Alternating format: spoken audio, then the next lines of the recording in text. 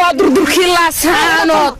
war waxa laygu yiri hadaadan gooda galin kaarka Soomaaliland oo aadan qaadan ilmahaagu iskuulka ma dhiganayo war waa ku dambe laygu yiri bal hadeega war waana la khalday caruuri waana laga khalday oo dumarku waana laga khalday oo dadkii waa la khalday oo ciidankii SNM ee jamhadda aba khasab iyo cudud nagu qabsatay waxaas noo bahdilay oo noo gumeeyay ragga yaga raacay ee aqbalay ee saa u daba dhaxdhaxlay musharaxiinta isku sheegaya ee saddexda bilood la siiyay ee xilxilka lagu magacaabay war miyaana rag lahayn war miyaana tol lahayn war miyaana cudud lahayn war miyaana ciidan lahayn digdiyaha daarad Ismaaciil miyaana ka dhalan aanu ka hadlaynaa ayaan halkaas ugu soo baxnay gabiga hoostiisa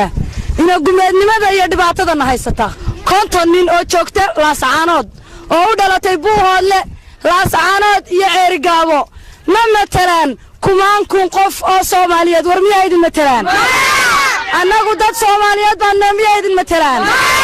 Soomaali baanu nahay kontonka qofna ma duleyn karaan ta madaxweynaha lagu sheegayo ma karo magacaaga ma karo sababtaana u karin waad ilowday aad iyo aad baad ii gumayse ma karo magacaaga waxa weeye dadka 4.5 ka nagu tirsada ee ilaadarood baan la leenahay qismiga war 4.5 ka nagu dhacdaan baa inaga dhaxeeya hadii islaamnimo jirto oo Soomaalinimo jirto oo daaroodka la sheegayo 4.5 ka nagu haystaa jiraan hanna laga soo gaaro Soomaaliland kaas waa durdurkii laascaanood ku jirno anagu Soomaaliland ma nihin Soomaali baanu nahay iyo dalka yagi iyo deegaanka yagi raayid baanu ka noqonnay la ilaaha illa allah muhammad rasuulullah nolosha ma haysata horana looma arag dibna looma maqlay waxa weeye anagu Soomaaliland ma nihin kuwa soo dhaweeyana ma nihin kuwa u galbiyana ma nihin kuwa u baristoonta ma nihin nin iska taga oo iska yimaada oo iska hadla oo iska socdaayna annaga nama matalo way Soomaaliland iska baan celin kari waayeen intii taalka iyaa waxay dareerayaan waa deegaanka iyagoodii waa daaqsintoodii miya magaalo meel laba Soomaaliland nooma dhaafin